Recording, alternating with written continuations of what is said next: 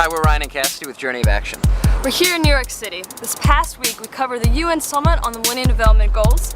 We attended Mashable Social Good Summit and Clinton Global Initiative.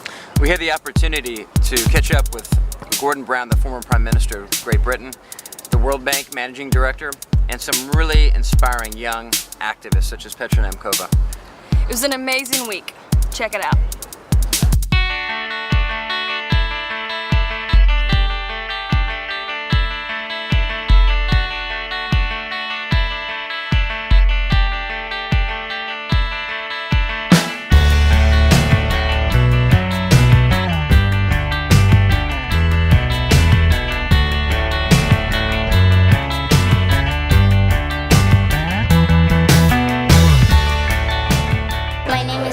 And I'm 12 years old. I'm from South Africa, so we're in Gauteng. And I think education is important because it's the key to success.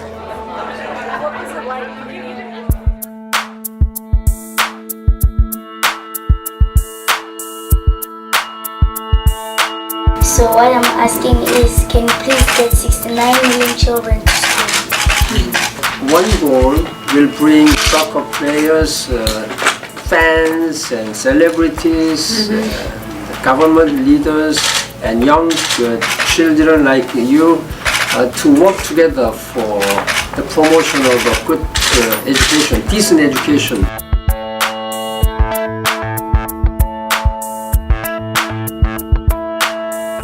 Everything just improves once a person is educated. Education gives the tools with which to achieve the other goals. Don't you think that an educated person stands a better chance of coming out of poverty?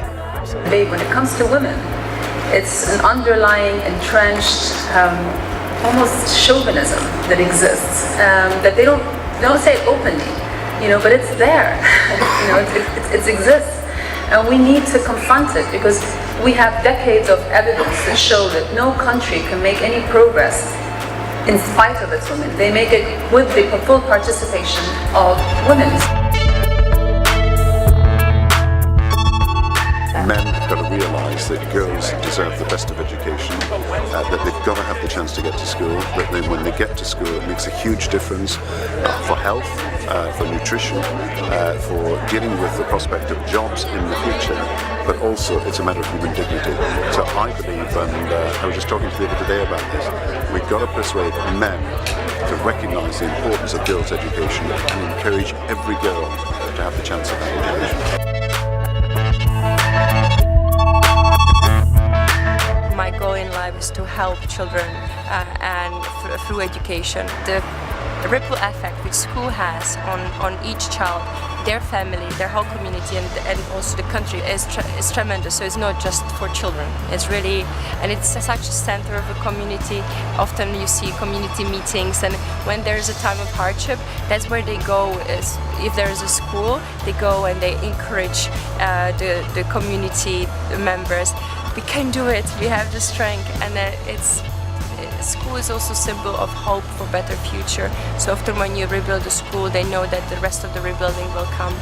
What advice do you have for people who are starting foundations? Stay focused on what you're doing and don't give up. You'll have challenges, but you'll learn from those challenges, and that will lead you to a greater success.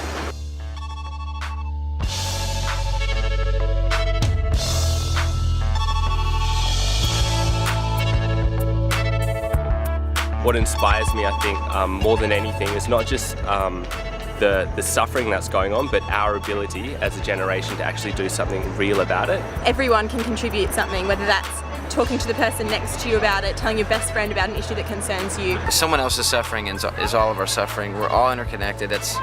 That's key. Educate yourself about the issue because that will put yourself in a position to understand fully what you can do. People often think that you need an exceptional set of skills to promote change, and that's just not true. Everyone can do something.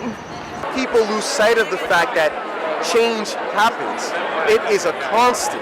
It is the one thing you can count on. Things will change. Our country's leaders need to know that they have the support of the public if we're gonna see real change take place. What we know about public accountability is that unless you have a vigilant and active citizenry at following their governments, then it is too easy for governments and heads of states to make promises one day and break them the next day. Ask your country to do your fair share for the world's poorest, especially doing things like supporting the Millennium Development Goals, the plan already in place to halve extreme poverty by 2015.